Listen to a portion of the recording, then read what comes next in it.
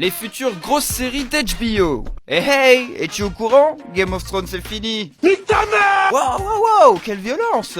La vie continue. Au début on était un peu deg aussi, mais on s'est un peu renseigné sur ce qui arrive dans les mois à venir, et croyez-nous, HBO n'a pas dit son dernier mot. Tu as sûrement déjà entendu parler de Tchernobyl. Non. Ah!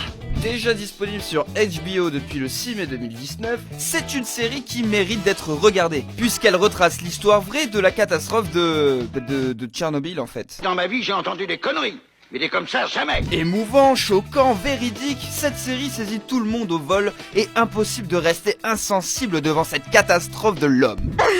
D'ailleurs, la série est officiellement la mieux notée de l'histoire sur IMDb, avec un score de 9,7 sur 10, détrônant de ce fait l'excellente Breaking Bad et l'illustre Game of Thrones.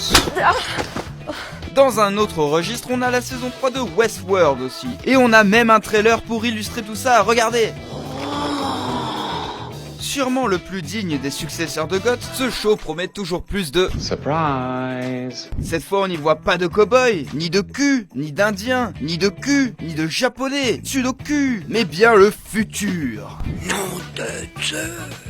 Alors est-ce qu'on change complètement d'atmosphère? Est-ce qu'on laisse tomber les robots, les pistoleros, ou le cul? Voyons monsieur, rentrez vous coucher, cela vaudra mieux. Enfin, deux gros morceaux font leur arrivée bientôt sur HBO, et ça risque de détruire le series game. J'écoute. D'un côté, c'est l'adaptation d'un film culte des années 2000 en série. Un film de super-héros plus vénère que ces petits de Captain America et Iron Man. On parle bien sûr des Watchmen. It's over 9000! De ce que l'on sait, les événements de la série devraient se passer après les événements de la bande dessinée et se dérouleront à notre époque. Pour une durée de 10 épisodes, vous aurez l'occasion de revivre les événements de l'œuvre originale sauce HBO. Donc, âme sensible, s'abstenir. Rien ne me choque, moi. Je suis un scientifique. Et de l'autre côté, on a une adaptation d'un film culte des années 2000 en série. À la croisée des mondes, ce film / raté nous refait découvrir son univers, certes, mais cette fois entre les mains de showrunners compétents. Rappelez-vous de ces petits animaux de compagnie qu'on appelait les démons, qui étaient liés à des enfants. Il y avait des histoires de vilains adultes qui voulaient les séparer, et de gitans. Ta femme, j'ai pris, je l'ai enculé! Eh bien personnellement, j'ai toujours été frustré de n'avoir jamais eu une suite à cette histoire. Un mélange de Narnia et de Peter Pan en série, je dis oui. Puis il y a un ours polaire dedans, moi qui pensais qu'il en restait plus.